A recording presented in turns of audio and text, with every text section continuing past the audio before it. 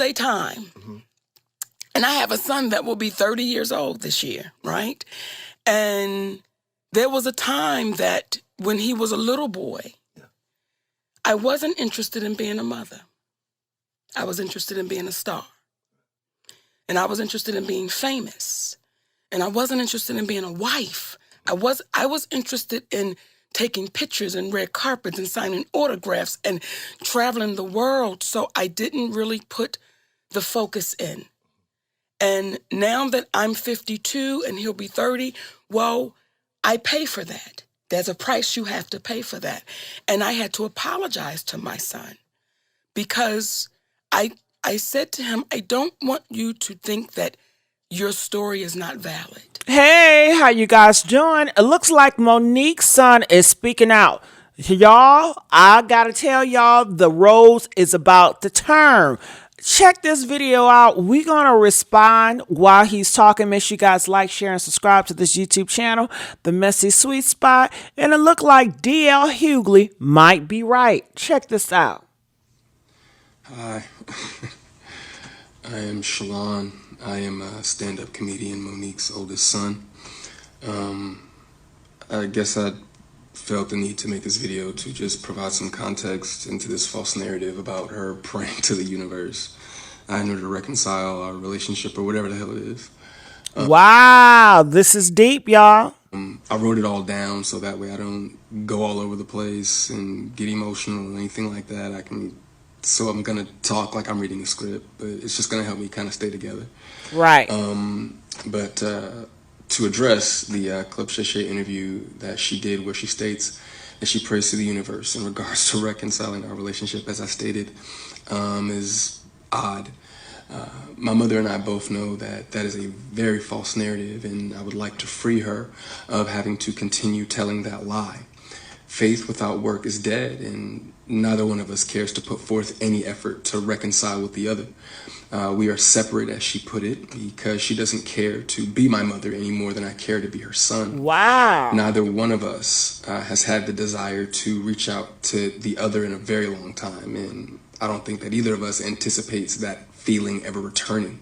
Speaking with my mother directly, in my experience, will either lead to some odd newfound moment of clarity in regards to how she was as my mother, or she retreats back to daddy to move forward with a conversation.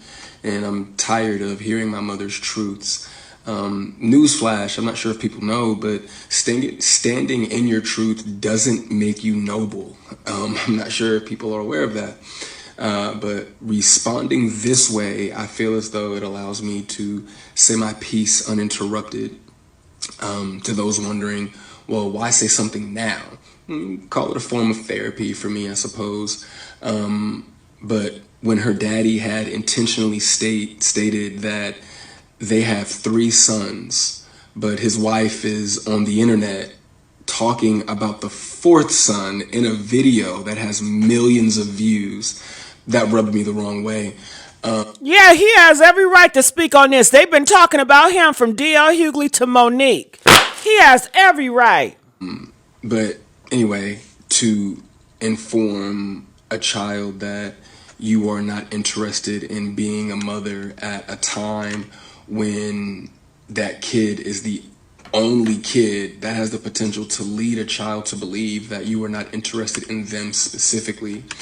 But to take it a step further, you also admit, my mother had also admitted to me that she didn't do the best job that she could do, which would also make one begin to question, all of your past decisions and prior emotional interactions. But to be completely honest and fair, those were things that I was willing to get over. Nobody's perfect, we're all human. But my mother showed a clear lack of humility, compassion, consideration when taking any level of accountability for those things. My mother does a fantastic job of acknowledging a lot of things, but she doesn't take accountability very well, and anything that she may take true accountability for, it's only at her convenience, in my experience.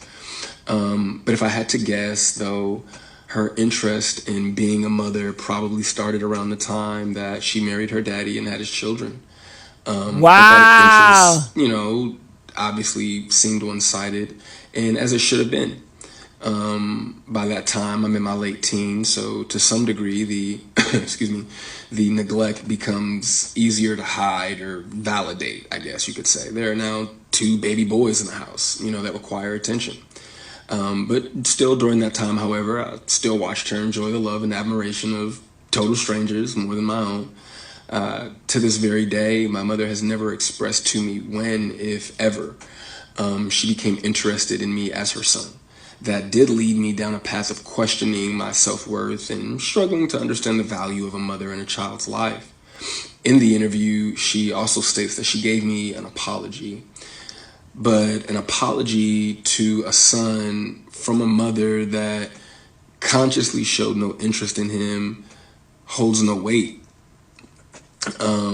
There are still women to this day that my mother will give credit to for being more of a mother to me than she ever could. Her assistant, my cousin, being one of them.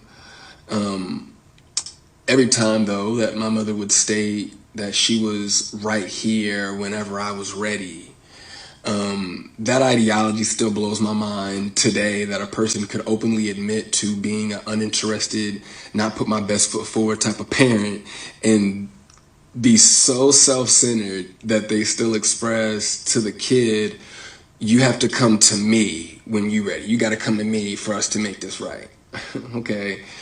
But I'm not sure what my mother could possibly think that she has shown me in the past or have for me now that's not money, goodness gracious, that would make me want to come to her or whatever those feelings are supposed to be.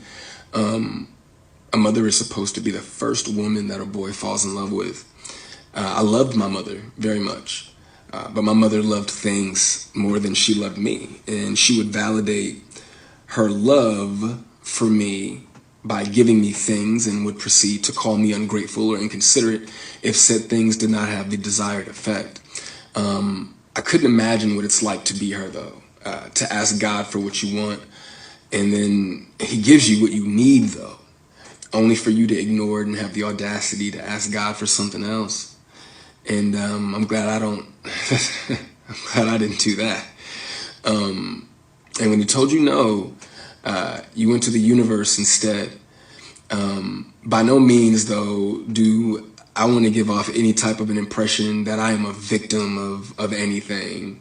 It's not the case. As you can see, I'm smiling from ear to ear. I'm alive. I'm happy. I'm a dad. Congratulations, but she should have been in your life. You got, let's go. I'm healthy, I think. I drink a lot of water. I'm getting over a cold now. I still have my days just like everybody else. And, there were a few things that she did teach me along the way. I did learn how not to love from my mother. I also learned to make sure that I never lose so much of who I am that I have to validate it through another person. And though I feel as though, in hindsight, I think she did it reluctantly, I do appreciate my mother, for showing me what the top of the mountain looks like. You know what I'm saying? It did give me perspective on what hard work and dedication can get you, but I don't want something like that at the cost of giving up something that I created. I don't want it that bad. And speaking of creations, I genuinely, truly, I really did want my mother to have a relationship with my daughter. I even fought through those intrusive thoughts that were, if she wasn't interested in you, what makes you think she's going to be interested in your kid? Right.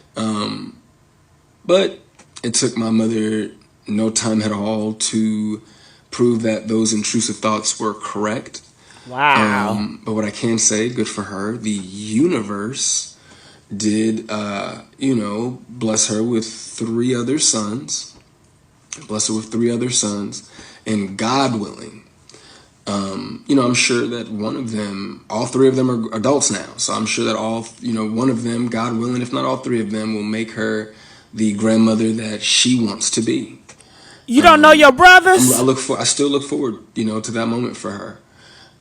But overall, when it comes to the boys, though, I am happy that whenever they do hear me talk, Sorry, my phone did something weird. But no, but whenever they hear me talk, they don't know what it is. They can't relate to what it is that I'm saying. My experience with my mother is not their experience with our mother.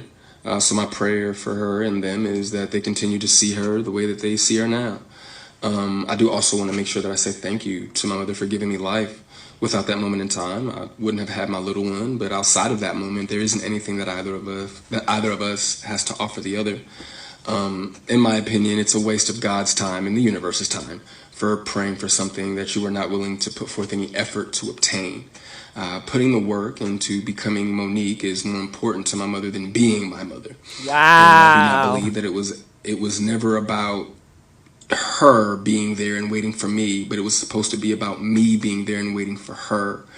My mother's value had reached such a low point in my life that I no longer found it necessary to either want to wait for her or even go to her.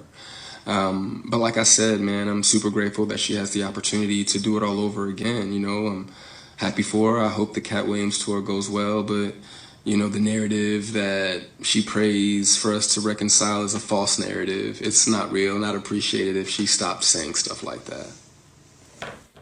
Said your first son, Yes. that you're trying to get it, but it robbed you of a lot of things of a mother-son relationship. It did. And so you made sure not to make the mistake this time around. What's your relationship like? Is he resentful of that? We're still very much separated. Okay. And it's one of those things where you have to pray to the universe and say, let time do the healing. Mm-hmm. And that's it. Right. That's it. Let time do that healing. It may heal it in time and it may not. Right. And that's something that we as parents have to say, listen, Right. I've done what I could do. I've taken accountability for it. Now it's up to you. Right. That's like when somebody's saying, Shannon, I want to apologize to you. Now it is up to you. Whether or not to accept it. Whether or not to, but once I give it to you, I've done my part. And don't apologize like no punk. I'm just sorry for everything. That gets your of it. No, break it down. Let's go bit by bit so that way we know you understand the offense that you've done. Right. Now, I'm not saying because I've had to do that. There was a time, and I have a son that will be 30 years old this year, right?